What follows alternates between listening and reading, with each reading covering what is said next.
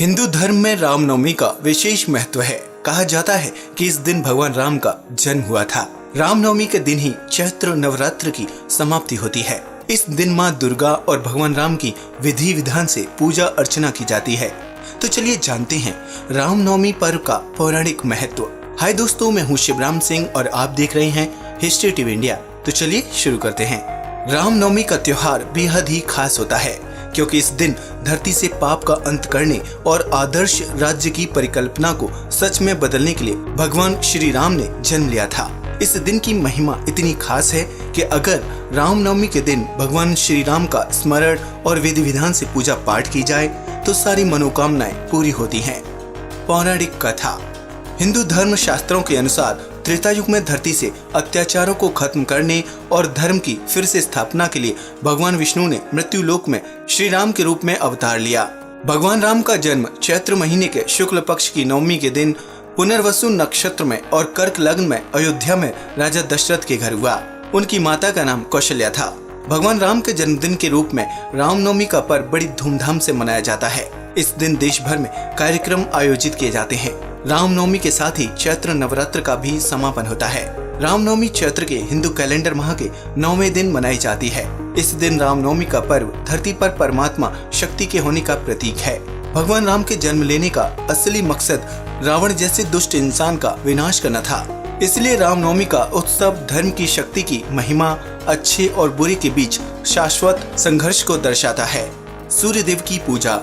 रामनवमी के दिन सूर्य देवता को भी नमन किया जाता है। सूर्य को शक्ति का प्रतीक माना जाता है। हिंदू मान्यताओं के अनुसार सूर्य को राम का पूर्वज भी मानते हैं। इसी के चलते रामनवमी की शुरुआत सूर्य देवता की प्रार्थना से की जाती है। कहते हैं कि ऐसा करने से सर्वोच्च शक्ति का आशीर्वाद मिलता है। अयोध्या में खास तौर से मनाई जाती है रामनवमी। जैसा कि हम सभी जानते हैं कि भगवान राम का जन्म अयोध्या में हुआ था। इसी वजह से यहाँ रामनवमी खास तौर से मनाई जाती है। इस पर्व पर बड़ी संख्या में श्रद्धालु धर्मनगरी अयोध्या पहुँचते हैं और पवित्र सरयू नदी में स्नान करते हैं। इस दिन सरयू नदी में स्नान करने का महत्व रामचरितमानस में बताया गया है। इस दौरान अयोध्या की हर गली में श्रद्धालुओं की भारी भीड़ उमड़ती है। इस दिन बधाई गीत गाए जाते हैं, पूजा पाठ होते हैं। घरों मंदिरों में रामचरितमानस का पाठ होता है। 8 दिन तक चलते हैं उपवास। नवरात्रि। रामनवमी से पहले 8 दिन का उपवास किया जाता है। इन्हें चैत्र नवरात्रि भी कहते हैं। नवरात्रि का अर्थ है 9 रातों का समूह। वैसे तो नवरात्रि साल में 2 बार आते हैं, शारदीय और चैत्र। हिंदू धर्म में इन्हें खास तौर से मनाया जाता है। चैत्र नवरात्रि को ज्यादा खास मानते हैं क्योंकि हिंदू कैलेंडर का ये पहला दिवस होता है। हिंदू लोग नए साल के पहले दिन से 9 दिन तक पूरी भक्ति और आस्था के साथ चैत्र नवरात्रि मनाते हैं। इस दौरान माँ दुर्गा के 9 अलग अलग रूप शैलपुत्री, ब्रह्मचारिणी, चंद्रघटा, कुष्मांडा, स्कंदमाता, कात्यायनी, कालरात्रि, महागौरी और 9वें दिन सिद्धिदात्री की पूजा की जाती है। इसी के साथ 9वें दिन राम जी की पूजा भी करते हैं।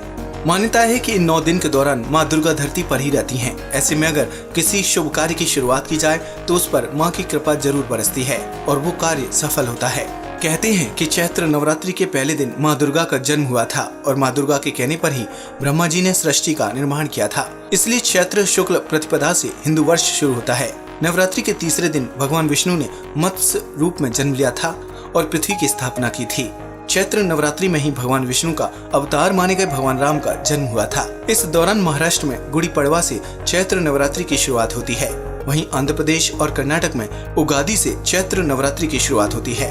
8 दिन का उपवास रखकर 9वें दिन कन्याओं की पूजा कर उनका आदर सत्कार किया जाता है। मान्यता है कि भगवान श्री राम जी ने भी देवी दुर्गा की पूजा की थी।